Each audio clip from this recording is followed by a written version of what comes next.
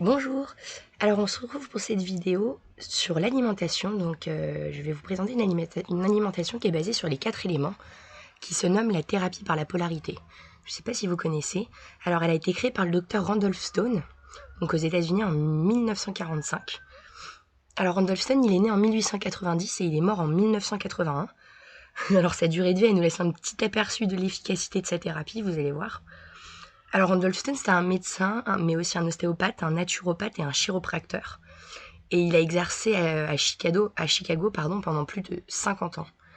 Et du coup, en s'interrogeant en fait sur les chutes, sur la cause des rechutes lors du traitement de ses patients, il a découvert que les problèmes en fait provenaient toujours d'un déséquilibre du champ énergétique corporel.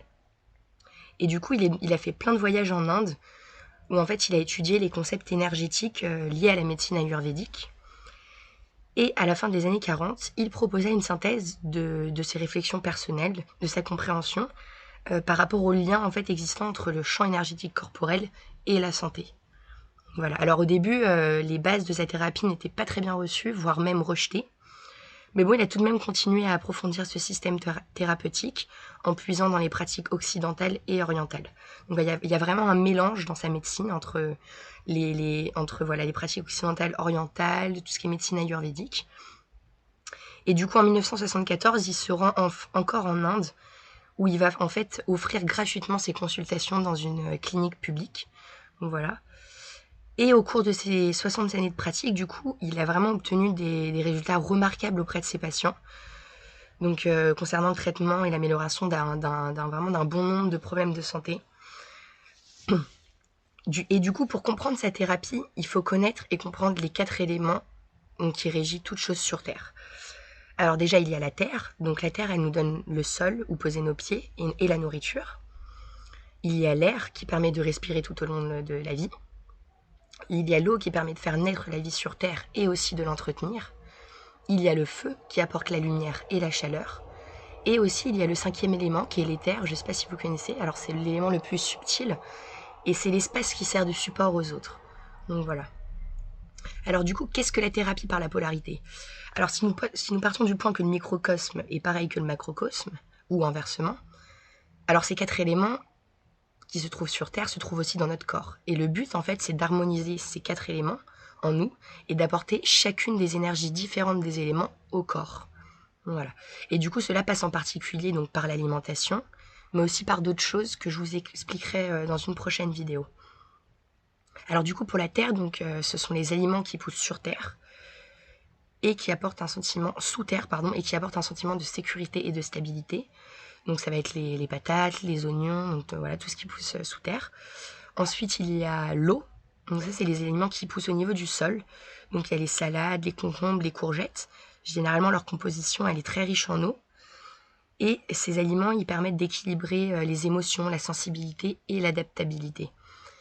Ensuite, le feu, ce sont les céréales, donc les graines, car elles poussent entre le ciel et la terre. Et elles vont du coup augmenter la vitalité et l'enthousiasme. Donc voilà ce qui sont les qualités du feu. Parce que vous verrez, en fait, chaque défaut et chaque qualité peut être lié à un élément. Et vous pouvez voir du coup quel élément est prédominant en vous. Donc c'est dans cette autre vidéo que je vous expliquerai un peu cette théorie. Pardon. Et du coup, il y a l'air. Et du coup, l'air, ce sont les fruits, car ils poussent en hauteur. Et ils favorisent le mouvement, la confiance et l'amour. Et du coup, l'éther, donc l'énergie la plus subtile, le plus haut potentiel énergétique, ce sont les graines germées, donc qui sont énormément riches en vitamines et qui portent en elles tous les potentiels de la future plante. Donc voilà. Et alors du coup, pour faire une petite parallèle, il y a plusieurs adeptes des médecines douces qui soutiennent la possibilité d'influencer la santé du corps en agissant sur la dimension mentale ou spirituelle. Donc on peut le voir par exemple avec les troubles psychosomatiques, donc qui montrent bien la puissance du mental sur le corps. Voilà. Et aussi, donc, on peut le définir comme la conception de la tripartition du corps, donc qui est divisée en 3 du coup, le corps, le mental et le spirituel. Donc voilà, toujours ces trois parties. Et du coup, donc la thérapie par la polarité, elle réalise en fait la synthèse de 3 médecines traditionnelles, ce dont je vous parlais tout à l'heure, donc la médecine chinoise, la médecine égyptienne et la médecine ayurvédique.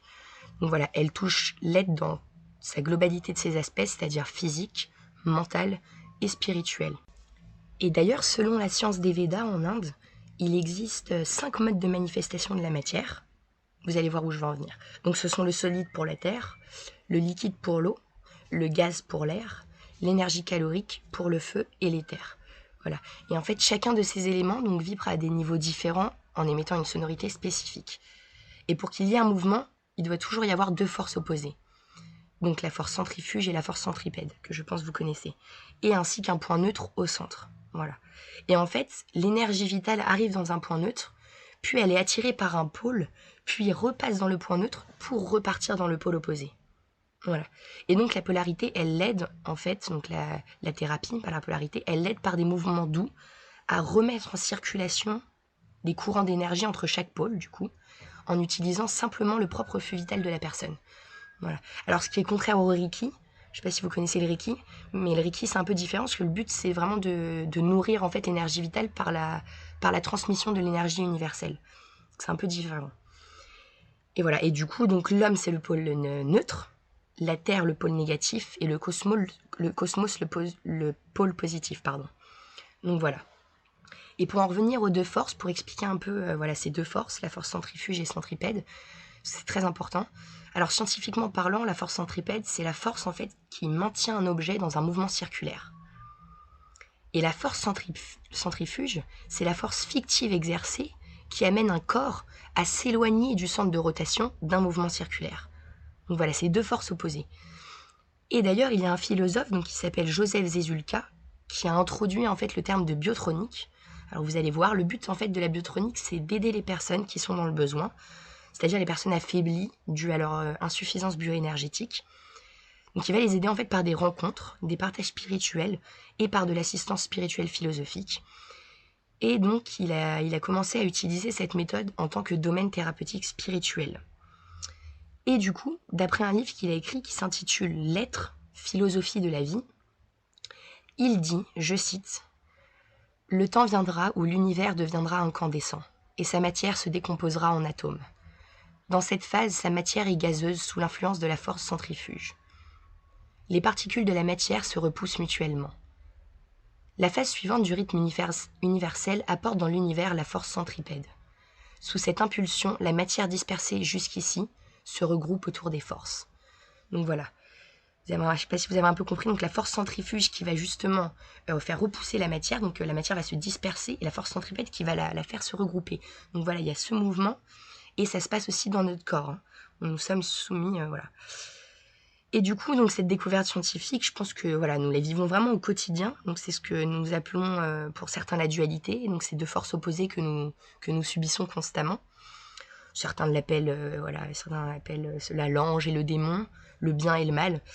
Mais voilà, je pense en fait nous sommes juste soumis à ces 2 polarités.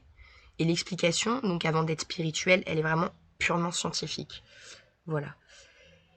Bon, bah, je vous ai résumé un peu la thérapie par la polarité, donc du coup, et l'importance de manger des aliments qui proviennent de chacun des éléments, afin d'harmoniser son corps et son esprit. Voilà.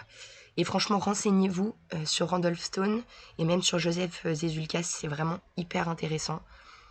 Et voilà, j'espère que ça vous aura servi, que vous aurez appris pas mal de choses et que vous ferez attention à votre alimentation. Voilà.